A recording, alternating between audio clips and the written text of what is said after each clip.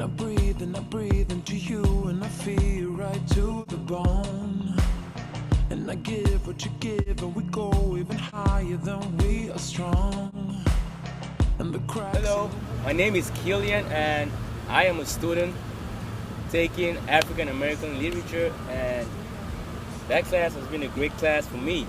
I learned a lot of stuff from that class, and hopefully you get to learn it too.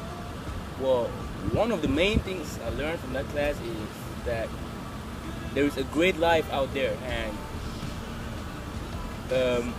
you need to explore it, because even if you don't learn that much in class, but the little bit you learn means a lot.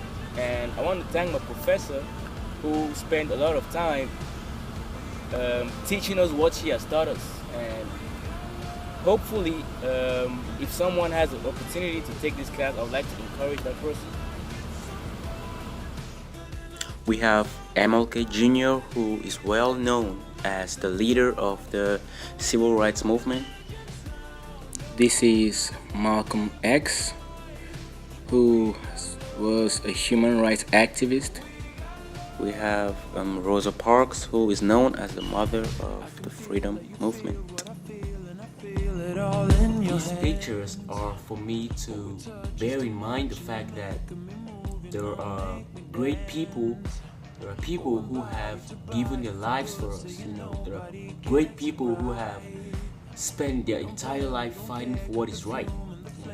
These people fought for the Civil Rights Act. These people fought for human rights. These people fought for the rights of women. And I believe these are the African American icons.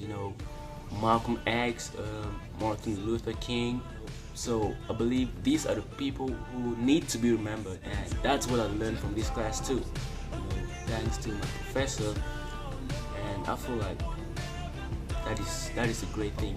These are the people, as Claude McKay says in his poems, they possess the courage and the grace. So they basically fought for our lives.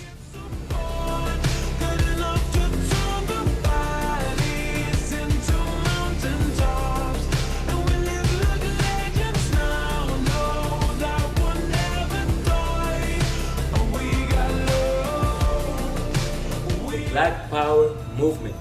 This is where it gets serious, because the Black Power movement was a period where, the blacks realized they didn't have to be shy anymore of being black. The blacks realized they had to show themselves strong. They had to come out strong. And most people think that, most scholars always think that the Black Power movement was different from, the Civil Rights movement. Well, in as much as it was different, I'm gonna say it was a continuation of the Civil Rights movement, because based on the fact that Martin Luther King said the Civil Rights movement was a non-violent contest. The Black Power movement was kind of similar, but the events that happened were a little bit different.